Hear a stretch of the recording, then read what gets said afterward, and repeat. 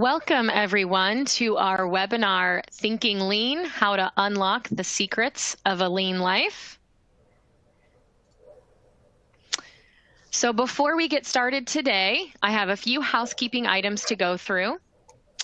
First, you should be able to see a Q&A box and the PowerPoint slides that we're reviewing today. So it should look something like what is on my screen right now. So you can customize your view if you would like. For example, you can make the slides bigger, you can make the Q&A box smaller. If you have any questions on how to do those things, just use that Q&A box and type your question and I'll address it for you. Also, just to note, I want to make sure everyone is using Chrome, Firefox, or Internet Explorer. Safari tends to have some issues, so if there are some of you that are on Safari, you might not be able to hear me, but you could see this. If you have any technical issues, just go ahead, type them in the Q&A box, and I will do my best to address those. This event is being recorded for future viewing, so you will all receive a copy of this presentation that should come to you in your inbox by tomorrow. Also, for today, only the panelists are unmuted, which means you can hear us, but we cannot hear you. So again, take advantage of that Q&A box. If you've got questions, type them in the window, click submit. I'm going to track those as we go through the presentation. There's going to be time at the end for Q&A where we'll go through all of those questions. So type them as you have them, and then we'll get back to you on them. And then lastly, there is going to be a short survey at the end. So it'll pop up on your screen once the webinar concludes. It is an optional survey, but it will only take a minute, and it will help us understand your experience today and how we might be able to refine our sessions for the future. So if you can, just take a minute and take that survey for us. On to introductions. My name is Erin Brackman, and I am moderating today. I am joined by two very special guests. Our feature speaker, Dr. Sarpkaya, who is a contributing faculty member for Kettering University Online, and Dr. Kristine Wallace, who is our vice president for Kettering Global. So just a little bit more detail about our featured speaker, Dr. Sarpkaya. He is a Six Sigma expert who acts as a knowledge enabler, subject matter expert, and premium communicator for adult students. He teaches several courses, as you can see, within the Master of Science in Lean Manufacturing curriculum at Kettering University Online. And just to give you an idea of his vast industry experience, you can see some of the positions that he has held, some of the companies that he's worked for.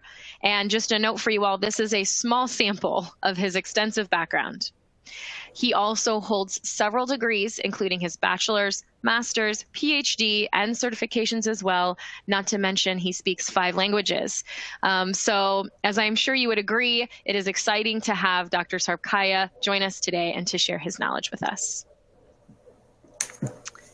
Now on to our agenda. So here's what we'll cover in today's webinar. Dr. Sarpkaya is going to share some of his knowledge on Lean Six Sigma to help us unlock those secrets. In addition, Dr. Sarpkaya and Dr. Wallace will share some details with us about the online Master of Science in Lean Manufacturing program at Kettering. We'll have some time to talk through next steps for those of you that are interested in the program, as well as a Q&A session at the end. And now I will hand things off to our featured speaker, Dr. Sarpkaya. Well, thank you, Erin, for your kind words. Good afternoon, folks. My first introduction to Lean and Six Sigma was during my naval career, and it was through the total quality management back in the 90s. However, my real exposure was during my first transatlantic flight when I observed a relatively small cruise serving 130 plus passengers with different culinary and dietary preferences, personalized 3-course hot meals, and both alcoholic and or non-alcoholic beverages out of a very small galley. Moreover, the crew was performing their tasks with speed, focus, and accuracy. In 1926, Henry Ford said, One of the most noteworthy accomplishments in keeping the price of Ford products low is the gradual shortening of the production cycle. The longer an article is in the process of manufacture and the more it is moved about, the greater is the ultimate cost. Henry Ford was one of the people who introduced the assembly line concept for Model T. Therefore, lean is all about increasing the speed of the flow. And when we say flow, what do we really mean? Well, we mean the flow of products and or services to our customers, the flow of information between all involved parties, and most important of all, the cash flow.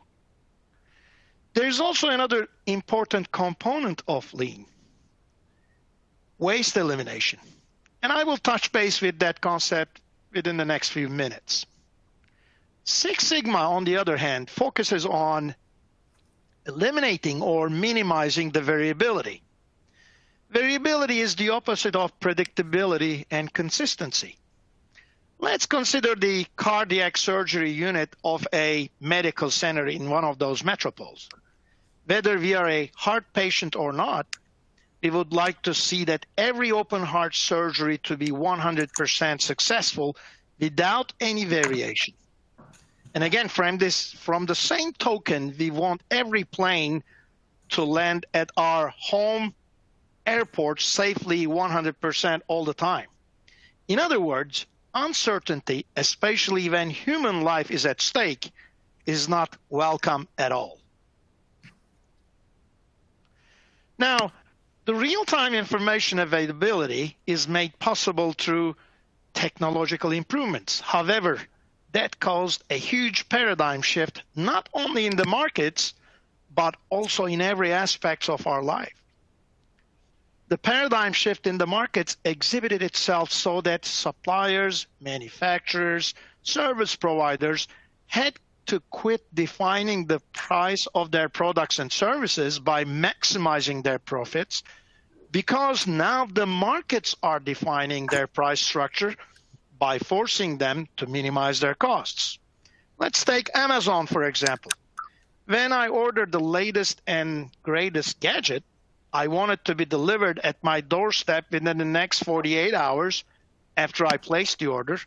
Moreover, I would like to see a photo evidence of their delivery on my cell phone. Have you ever wondered what the profit margin of Amazon is? It is a little bit over 1% for the vast majority of their products. Today, almost all blue chip companies are applying Lean Six Sigma methodology to their operations. So it doesn't matter whether you're a lion or a gazelle, when the sun comes up, you'd better be running. All right, a little bit more details on Lean and Six Sigma. First of all, what do we mean by waste? This is a great opportunity for me to offer you one of my trade secrets. Whether you're working in a manufacturing or service environment, or whether you're trying to minimize the time when you woke up until the time you leave your house in the morning for work, or whether you're trying to organize your workshop, garage, attic, or kitchen, the first thing you need to do is to detect the waste, or in other words, non-value adding activities in any process.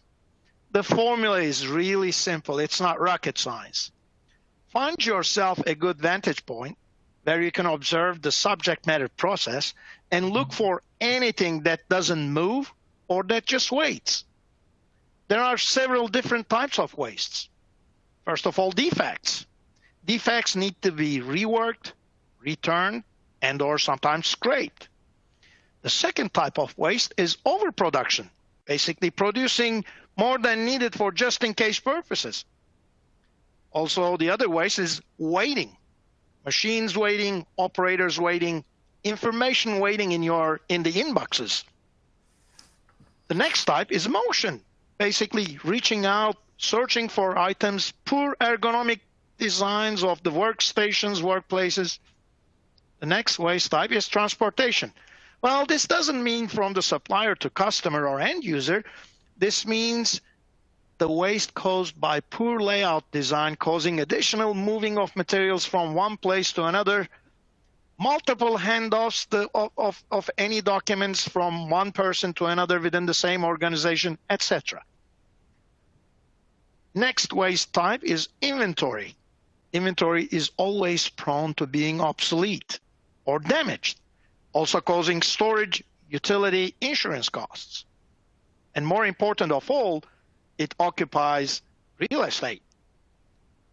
Next waste type is overprocessing. I sometimes call it gold plating. Basically, that type of waste stems from not listening to the voice of the customer, and this causes excessive cost and sometimes might be rejected by the customer.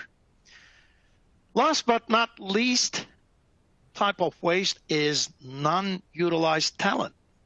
Basically, what I mean by that is unclear responsibilities within the organization, untrained employees, underutilized or non-utilized skills of the employees. Okay? So, a little bit more details on the Six Sigma side. In 1986, Bill Smith and Michael Harry from Motorola developed the concept of Sigma quality level as a measurement of quality, and they coined the term Six Sigma. And in 1993, Motorola trademarked the term Six Sigma. Motorola used that methodology to eliminate the quality challenges that they experienced with wireless communication devices they manufactured for the United States Armed Forces. Well, what is Sigma? Well, Sigma is that Greek letter representing population standard deviation, which is a statistical term. It's actually a measure of data spread or variability. On each side of the normal distribution, or bell curve, Six Sigma distance from the mean covers approximately 99.9997% of the area under the curve. Well, what does that mean? Well, it means that if we don't have any defective items within Six Sigma distance from the mean of any of that bell curve distribution, we are operating at Six Sigma quality level.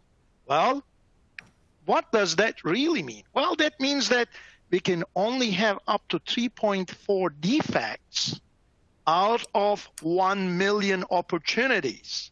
So that means only 3.4 fatalities out of 1 million open heart surgeries, right? So, well, do Lean Six Sigma work against each other? No, not really. On the contrary, they complement each other. They are two different tool sets and approaches of the same methodology, and they serve the same purpose. And that purpose is continuous improvement. And if you ask about the nuances between the two, they are as seen on the screen. Now I'm going to stop here, and I'm going to show you a very quick video about the efficiency that Lean Six Sigma methodology creates.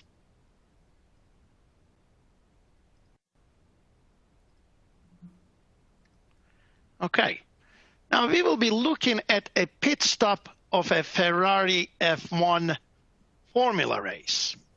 But what I want you to do is to pay close attention to the time it takes to replace 4 tires, to lift the car, and to, put the car back in the same position. Look at how many seconds it takes to do all that. And you should be able to see this in your Windows Media window, in the window that pops up. So it'll be separate from the slides.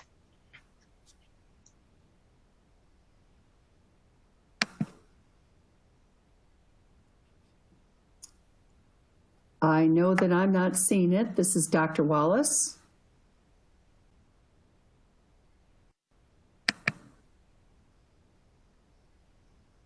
We're waiting for it to come up.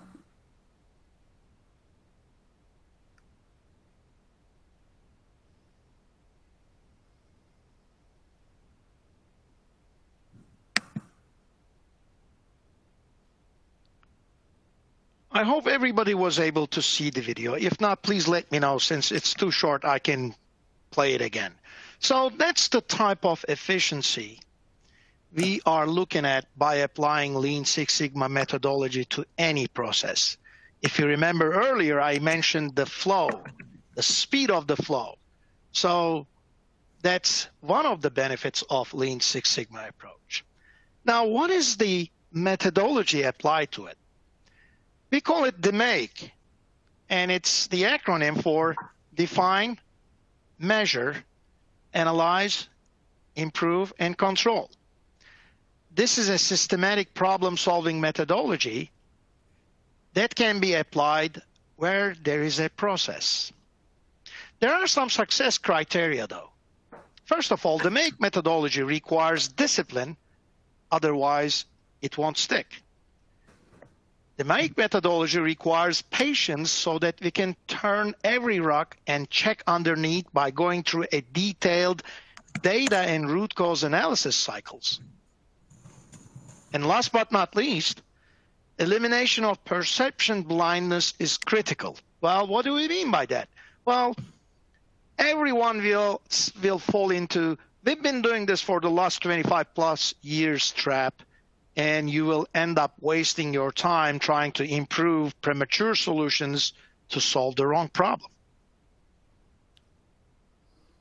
Here's another example for Six Sigma application. During the World War II, United States Navy starts a statistical analysis to optimize the armor deployment for bomber aircraft. They collect all the enemy bullet wound data on the aircraft and show them visually on the following diagram.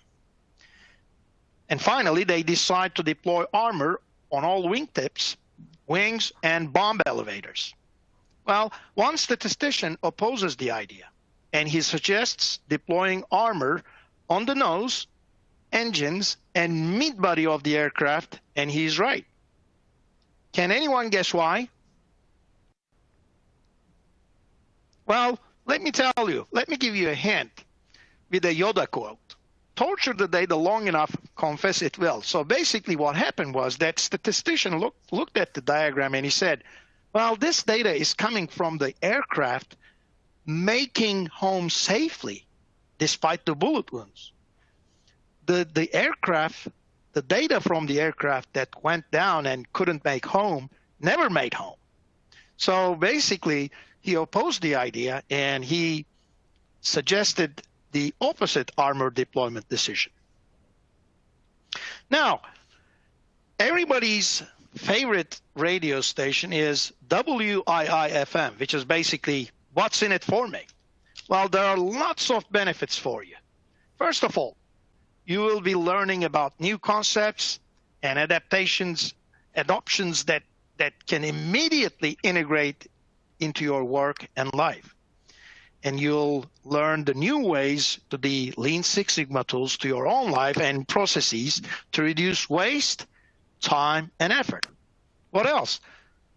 Well, it's a collaborative and dynamic environment that allows you to bring your own experiences to the classroom. So it's not typical lecturing. It's not, me or some other instructor talking about Lean Six Sigma tools and teaching you all the theory. It's basically a hands-on environment. And with that, you'll get theoretical and experiential learning. What else? Well, you will be able to transform your life and make it more efficient. Learn how to torture the data until the data confesses. And with all the statistical knowledge that you will be getting, you will never be intimidated by data again. You will be able to reduce the perception blindness. In other words, you'll be able to spot the giant elephant in the room when nobody can. Most important of all, you'll be able to understand how to think instead of what to think. And you will be able to master the art of common sense. According to a salary survey performed by American Society for Quality, you will be able to increase your salary. Typically, the average salary increase will be around $18,000 in the United States and $8,000 in Canada. So with that, I'm going to turn it over back to Erin again. And I thank you for your patience and time. Thank you. And Kristine, please feel free to chime in with me here, but I wanted to provide a couple of next steps for those of you that are interested in the online program. The next term that we have starts April 1st, and I know that sounds pretty quickly, but we still do have time for applications, and that's something we can talk through with you individually or even during the Q&A session. And then in this PowerPoint is the link to the application. Again, that will come through to you guys so that you don't have to look for that. It'll be in your inbox. Hey, Erin, can you hear me, Erin? I can. I thought maybe I could just give a couple details about the program itself. Please do, yeah. So let me explain that Kettering's master's degrees. First of all, let me tell you about the lean manufacturing degree. We developed this program with General Motors, who was really interested in taking Deming's ideas and putting them into practice. And so we actually worked with GM and their experts in Lean and Six Sigma to put this program together. GM boasts that over the last decade, we have saved their organization over $30 million. So I think if we can save GM $30 million, I'm sure we can do something like that for your own organization. The programs themselves, all of our MS programs, except for our ECE for advanced mobility, are 7 core courses, and then you get to choose a certificate, which allows you to kind of concentrate in an area. One example that people add with Lean Six Sigma is you can take a 3-course supply chain certificate, and then after you're finished with your degree, if you choose, you can come back and you can take just a few more courses, and you can get a 2nd degree in supply chain management. So there's some really nice options, ways for you to kind of customize your education. Specific qualifications, I will say this to you. If your math and your statistics are rather weak, I would tell you that you might want to sort of work on getting those updated a little bit. There's lots of resources that are out there for people to be able to upgrade their statistics skills. We also have a statistics prereq that we have available for students. It's a 6-week online course that can help get you up to your statistics level. I'm sorry, it's an 8-week course that helps you get your statistics up to where they need to be to do better in this program. Also, I would tell people that one of the software programs that we use quite a bit in this is called Minitab. And if you're unfamiliar with Minitab is a program that can be used for doing statistical analysis. There is, again, a lot of resources out there, and we also have some resources to help you with that program once you're in the middle of taking classes. You don't have to attend Kettering's campus as part of taking the online program. It is completely and 100% online. However, if you're close by and you would like to take advantage of some of the resources that we have on campus, you are more than welcome to do so. Also, as an online student, you're able to get a student ID. And people like to get that student ID for a variety of reasons. I know as a student, you do get some discounts on some things, Amazon Prime being one of those things. And so if you have a student ID, that's one of the nice things that gives you a little extra benefit. How long does it take to take this degree? I can tell you that the average student, because you're working, you have busy lives, you have families, you have other things going on, they take 1 class per term. We have 8 starts per year, so it's possible to finish this program up in about 1.5 years. If you're somebody who needs to take, 4 to 5 courses a year, and then the next year may take 4 or 5, you could take as long as 2 years. But it's very possible to finish this program in about 18 months. If you're somebody who currently is not working and is trying to retool for the next job, you can actually do this full time and consider financial aid to be able to help you get through, and you can actually finish the program in about 1 year. So, and those are some of the things too. Also, Dr. Wallace, I think when they, if you are interested, we can talk through those particulars of what that might look for you based on, if you are working, if you aren't working, how many, courses you would feel comfortable taking. In the survey, we'll ask a couple questions if you want someone to contact you, but we can have an advisor that would talk about what your journey specifically would look like and all the steps you would need to take in order to make that happen. And actually, we've tried to streamline the application process as much as possible. You submit your resume. You have to submit 2 letters of recommendation. One has to be from a current supervisor. You submit a statement of purpose. Why do you want to take this program? Why at this point in your life? And what is finishing this degree going to mean to you? Those kinds of things are what you would talk about in a statement of purpose. And then you need to submit your transcripts, and they have to be official transcripts. That, too, is getting very easy to do these days. You can simply submit for those electronically for most organizations now, and they'll come to us electronically. So we try to make it a fairly simple process. And then what happens is we meet as a team once a week. My admissions team does, and the admissions team will review the applications. I see somebody has a question about funding or scholarship. I can tell you that it is difficult to find actually quote unquote scholarships for graduate education. However, you can either use tuition reimbursement if you have a company that allows that, or you could file a FAFSA and try to do the financial aid. And of course, you can take classes part-time. That would be 1 class every 6 to 8 weeks. That would be part-time. Other questions? I see someone has to leave. Thank you very much for coming.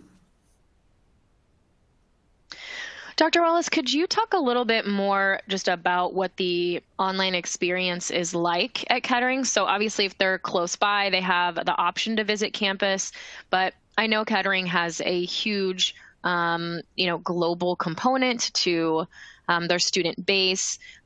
Could you just talk a little bit more about kind of what that experience feels like and how you set students up for success? We do. We provide a lot of things to set the student up for success. First and foremost, what you're going to find is that the courses use a concept called universal navigation. And when it comes to being lean, that's one of the ways we do it. By setting up universal navigation in the classroom, you're not going from classroom to classroom wondering how that particular professor decided to set up his classroom. Every classroom is set up exactly the same way. You will go in each week. You will have announcements. You will have video to be able to look at, people giving you overviews of the courses. If there's areas that are difficult to understand in the courses, we have video that our professors and our master instructors have done to help you through that. We have a level of support through tutoring. We have online tutoring. We have a variety of resources that are available for research in the library and librarians that are on target to help you. I have a 24/7 help desk if you have any IT issues. And so there's a variety of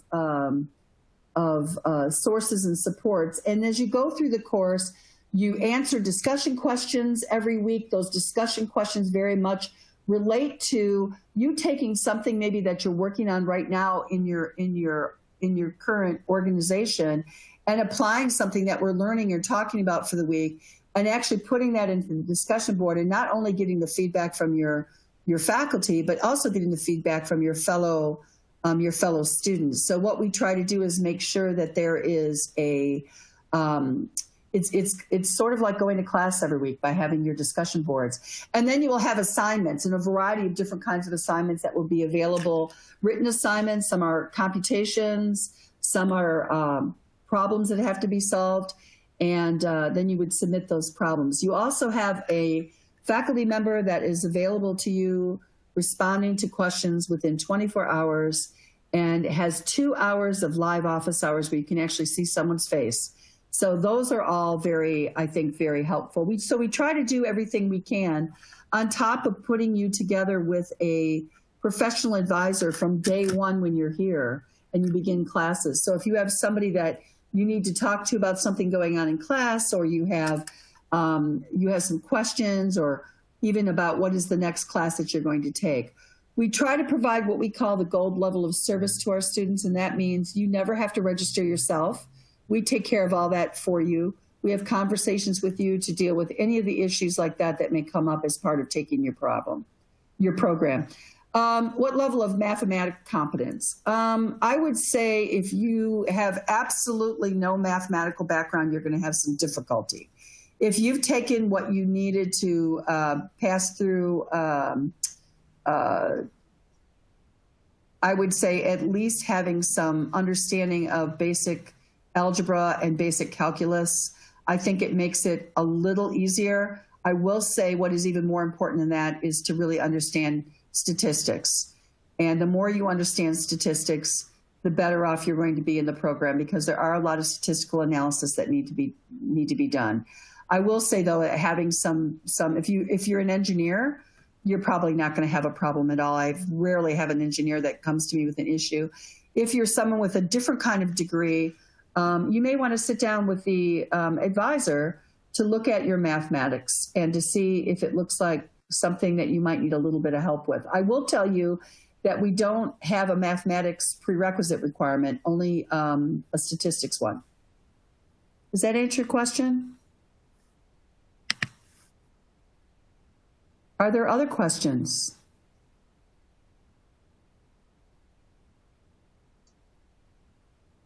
It looks like those are all the questions that are in our queue right now, but I'll open it back up. Dr. Sarpkaya or Dr. Wallace, if you have any final thoughts that you would like to offer for our attendees.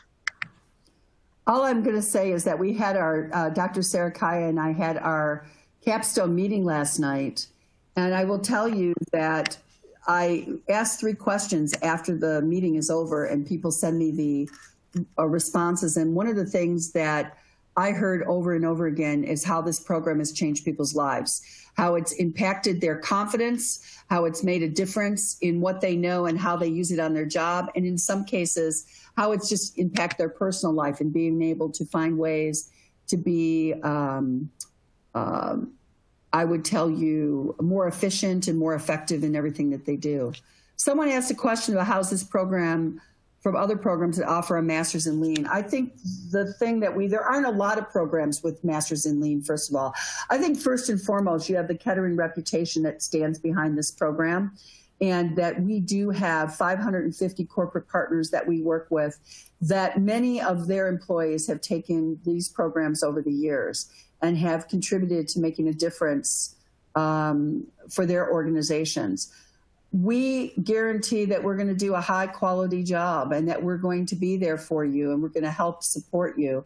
And I think that the proof is in the pudding. If you go into our online webpage at online.kettering.edu, I think at the bottom you can see some comments in some of the programs and in some of our videos, what students say about this program in particular. And this is our most popular program, and one that I think that students can say really they've taken other classes at other places, but they praise over and over again the quality of the Kettering program. I also think marrying the Lean and the Six Sigma together give you a real powerful 1-2 punch. And I think those two things together differentiate this program from other programs of its kind. Other questions?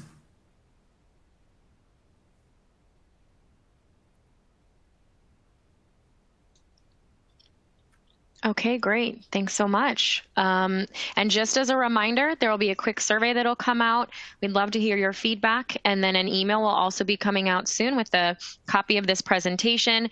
It will have a few other ways to contact us as well. So we like to make it easy for you. We know everybody, we all have limited time. So you can schedule an appointment at your convenience. You can call us, you can email us.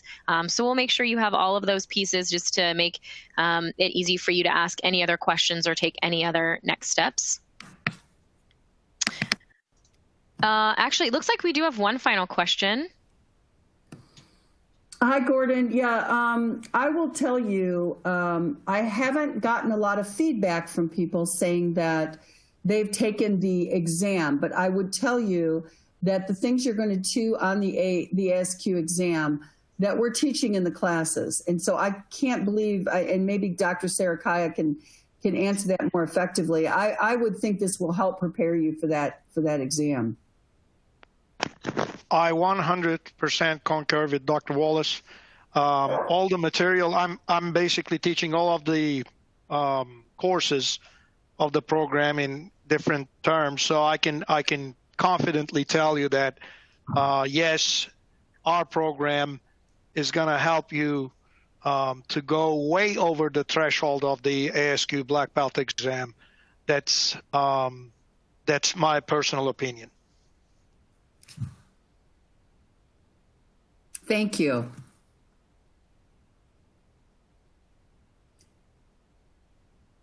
Erin, that looks like it's it. All right, I think we've got them all. So that concludes our webinar today. And thank you again, everyone, for attending.